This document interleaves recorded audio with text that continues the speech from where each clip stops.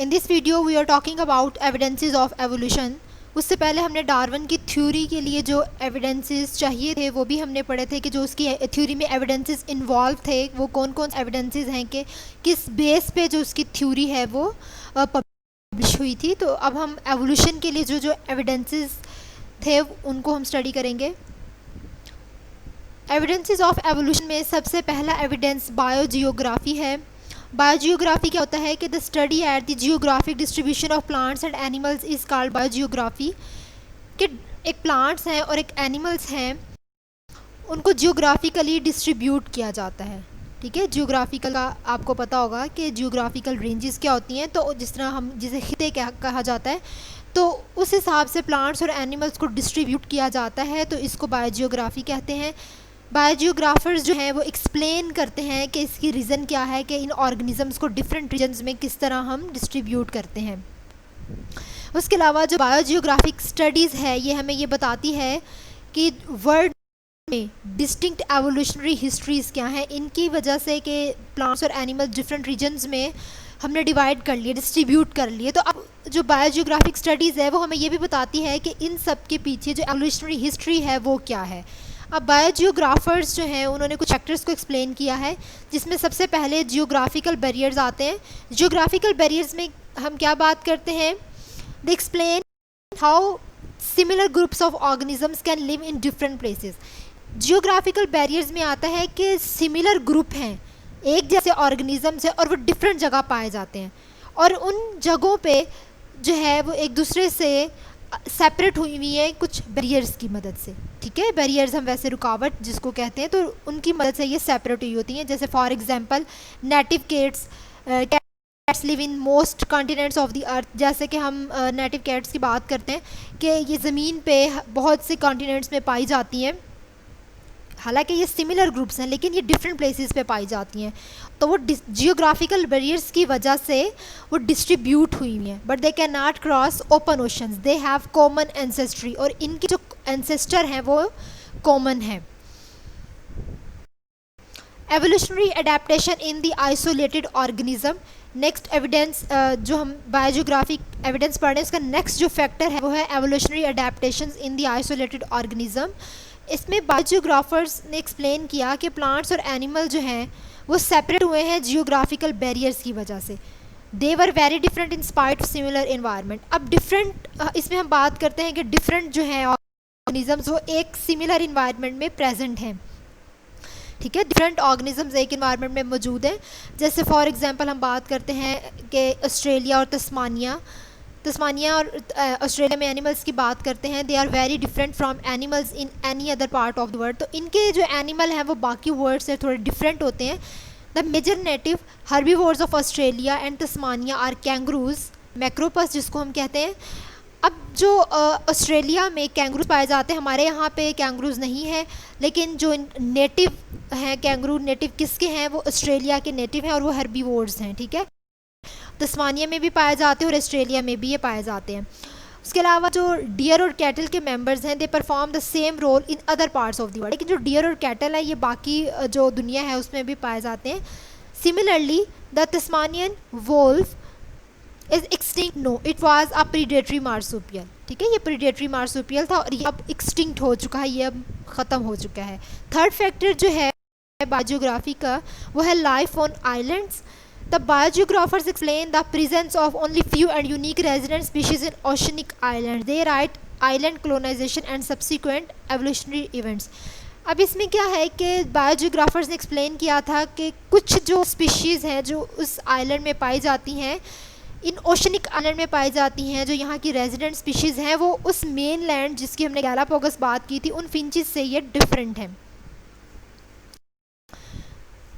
Charles Darwin explain this distribution during his observation in Galapagos. उसके अलावा जो Charles Darwin है उसने भी इस सारी डिस्ट्रीब्यूशन को जो है एक्सप्लेन किया था।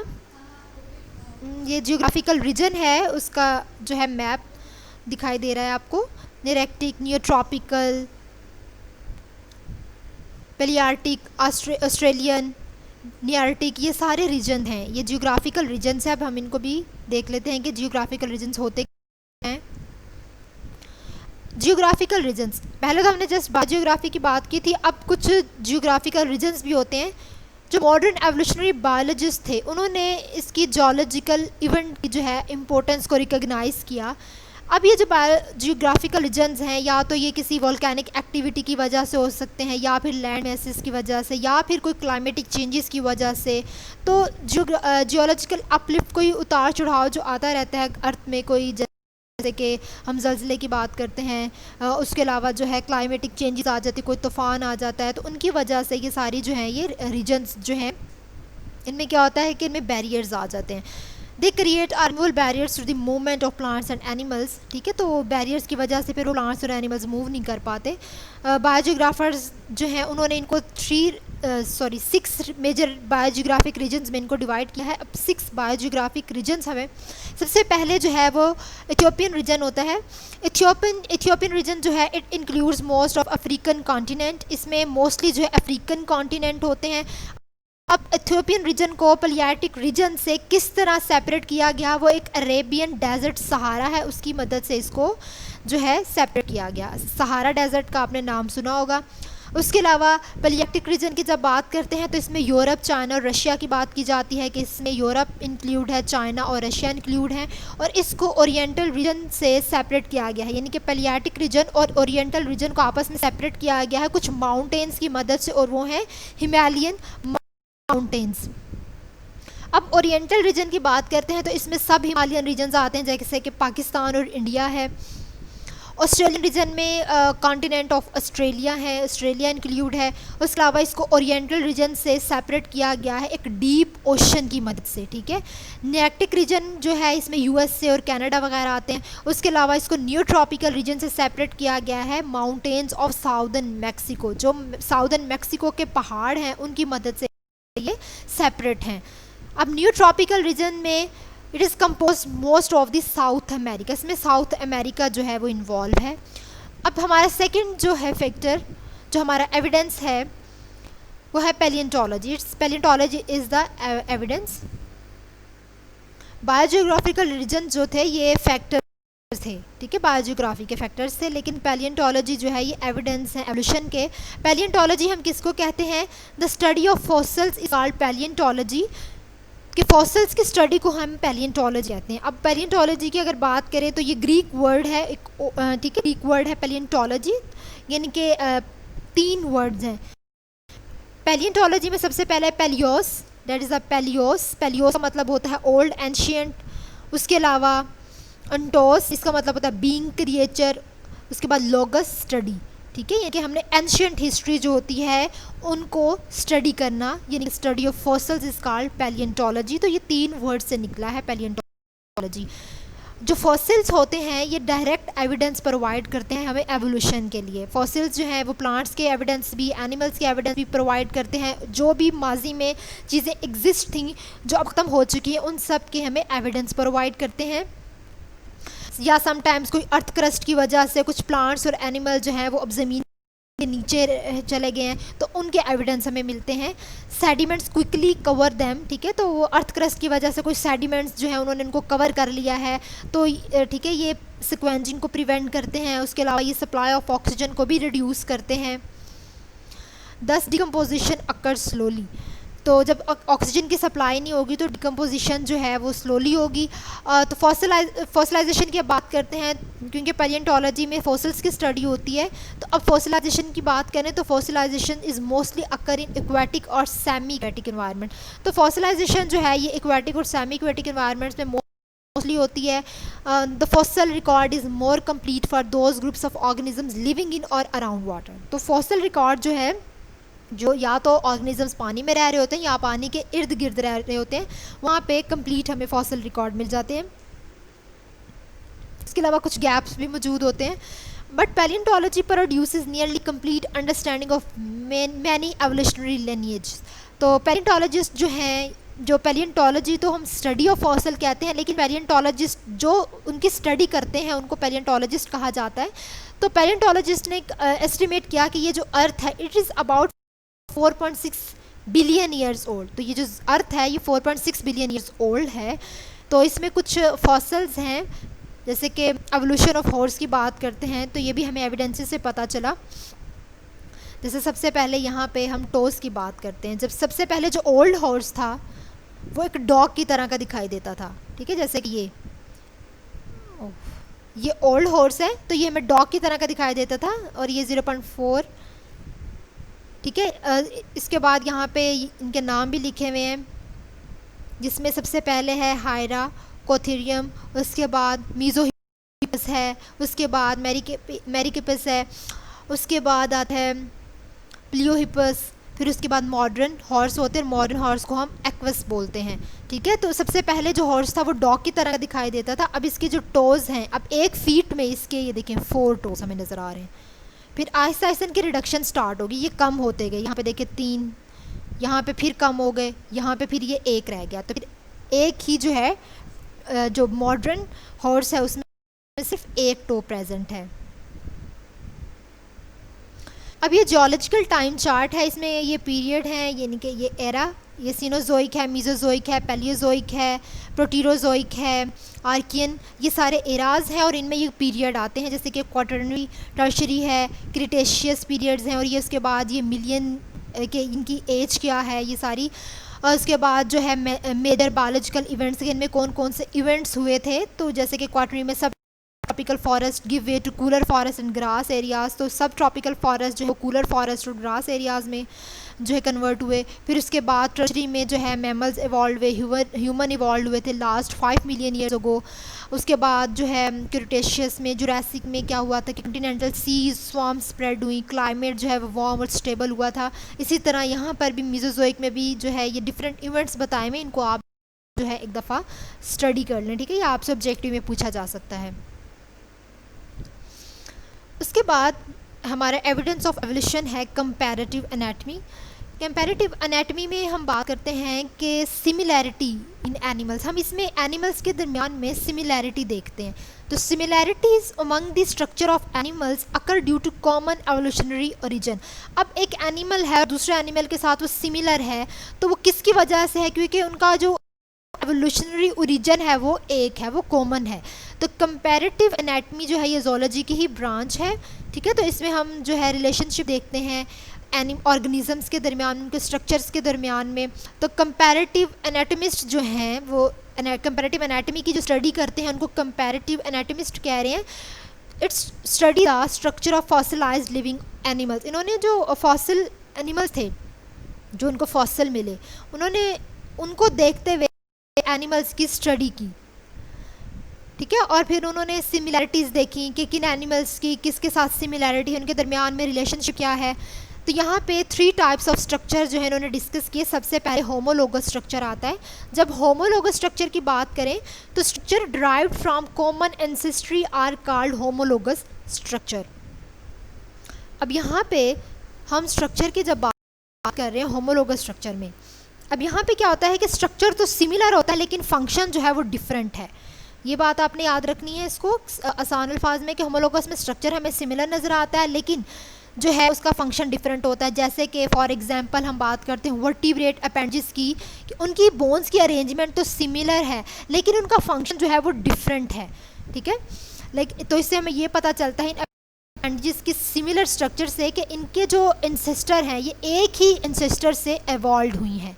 अब एनालोगस स्ट्रक्चर में क्या होता है कि स्ट्रक्चर जो है वो हमें डिफरेंट दिखाई देता है, उनकी बोन की जो अरेंजमेंट है वो डिफरेंट है लेकिन उनका फंक्शन जो है वो सिमिलर है। जैसे हम बात करते हैं analogous structure are produced due to convergent evolution. Convergent evolution occurs when two unrelated organisms adapt to similar condition. तो कन्वर्जेंट एवोल्यूशन हम किसको कहते हैं कि 2 अनरिलेटेड ऑर्गेनिज्म हैं, यानी कि वो एक दूसरे से मिलते नहीं हैं लेकिन उनके जो स्ट्रक्चर है वो सिमिलर है, वो एक जैसी ही सिमिलैरिटी उनमें आ जाती है,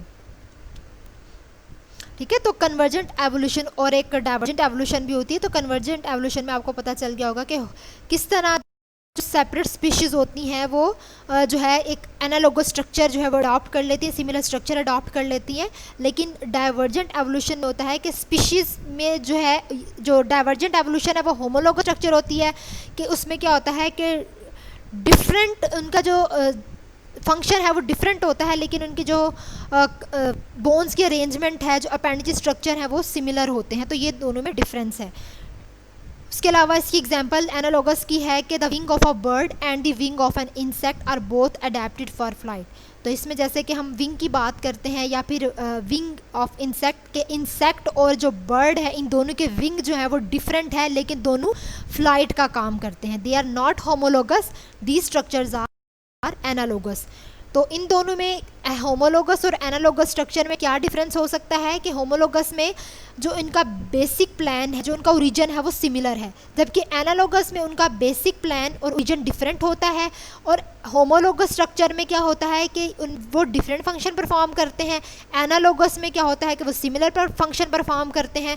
होमोलोगस स्ट्रक्चर जो है उसमें डाइवर्जेंट एवोल्यूशन आती है, एनालॉगस स्ट्रक्चर में कन्वर्जेंट एवोल्यूशन आती है। और होमोलोगस ऑर्गन की एग्जांपल होती है कि 4 लिम्स ऑफ वर्टिब्रेट्स, और एनालॉगस की एग्जांपल में इंसेक्ट्स जो है, insects and birds wings are the examples of the analogous structure. अब यहाँ पे ये होमोलोगस स्ट्रक्चर है कि ये ह्यूमन है, ये कैट है, ये वेल है और ये बैट है, ठीक है। तो ये इनके स्ट्रक्चर की, इनकी बोन्स जो हैं वो सिमिलर होती हैं, ठीक है। ह्यूमरस भी है, फीमर जो है, रेडियस, उसके बाद जो है कार्पल्स भी इनके पास है, मेटाकार्पल्स भी मौजूद हैं, फेलेंजेस भी हैं, ठीक है। तो लेकिन फंक्शन इनके डिफरेंट है। जैसे वेल जो है ये स्विमिंग का काम करती हैं, अगर कैट और डॉग की बात करें तो वो जो है जैसे मूव का काम करती है, जंपिंग का काम करती हैं। ह्यूमर जो है वो चीज़ों को पकड़ने का काम करती हैं। तो डिफरेंट इनके फंक्शन है, लेकिन ह्यूमरस, मेटाकार्पल्स, फीमर जो है, उसके अलावा जो है फेंजिस वगैरह वो इनमें मौजूद है। रेडियस, अल्ना भी है, ये देखिए रेडियस भी मौजूद है, अल्ना भी मौजूद है, ह्यूमरस भी मौजूद है, कार्पल्स और मेटाकार्पल्स भी और फेलेंजिस भी हैं। बोन्स की अरेंजमेंट तो सेम है, लेकिन इनका फंक्शन वो डिफरेंट है। अब यहाँ पे जो उन्होंने थर्ड स्ट्रक्चर बताया वो था वेस्टिजियल स्ट्रक्चर। जब वेस्टिजियल स्ट्रक्चर की बात करते हैं, the functionless structure in the body are called vestigial structure. यानी कि बॉडी जो है ऑर्गेनिज्म की, उसमें जो हिस्सा काम नहीं कर रहा होता, जो पहले तो वो काम करता था लेकिन वो उसको हमने इस्तेमाल नहीं किया और वो फिर फंक्शनलेस हो जाता है, तो वो वेस्टिजियल स्ट्रक्चर कहलाता है, ठीक है। तो जैसे अगर इसकी एग्जाम्पल की बात करें, जैसे स्नेक है या रेप्टाइल, बोआ कंस्ट्रिक्टर, ठीक है, ये रेप्टाइल है। तो इन्होंने क्या किया कि इनके पास पहले जो है हाइंड लिम्स मौजूद थी, इनके कुछ बोन्स मौजूद थी, ठीक है, हाइंड लिम्स मौजूद थी, बिल्कुल छिपकली की तरह के नज़र आते थे। लेकिन बाद में इन्होंने क्या किया, बोरोज में रहना शुरू हो गए प्रीडेटर की वजह से, इन्वायरमेंट की वजह से।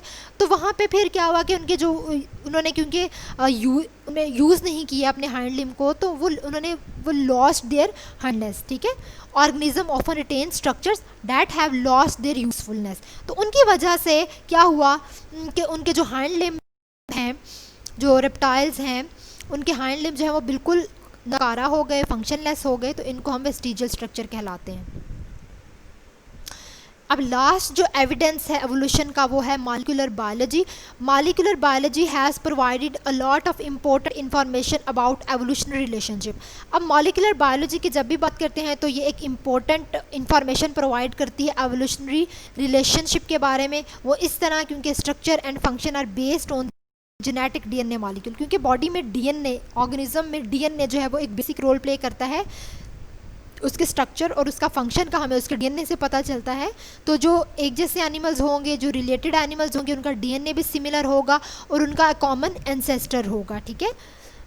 DNA carries the codes of proteins, thus related animals have similar protein. तो जो रिलेटेड एनिमल्स होंगे उनमें सिमिलर प्रोटीन्स होंगी, जो डिफरेंट एनिमल्स होंगे उनमें डिफरेंट प्रोटीन्स होंगी, उनका डीएनए भी डिफरेंट होगा, ठीक है। तो जो जोलॉजिस्ट थे उन्होंने इनकी बेस पे जो उनके प्रोटीन का स्ट्रक्चर है, जो उनके एनिमल के टिश्यूज़ हैं, उनको लेबॉर्ट्री टेक्निक्स जो हैं उनके ज़रिए एनालाइज किया, ठीक है। तो उन्होंने डिफरेंट एनिमल्स के डीएनए को कंपेयर किया और फिर उन्होंने उसकी सिमिलैरिटीज़ और उसकी डिसिमिलैरिटीज़ को जो है वो स्टडी किया, ठीक है। और इस बुनियाद पे इन्होंने एस्टिमेट लगाया कि the time since divergence from a common ancestral molecule के कॉमन, एक अगर जैसे हम ऑर्गेनिजम्स की बात करें, सिमिलर ऑर्गेनिजम्स की, तो उन्होंने ये भी एस्टिमेट लगाया कि इनका एक कॉमन एंसेस्टर मौजूद है। जैसे कि हमने होमोलोगस और एनालोगस की बात की, तो उसमें भी उनका एंसेस्टर कोई कहीं ना कहीं कॉमन रहा होगा। तो ये सारे एवोल्यूशन के एविडेंसेस हैं।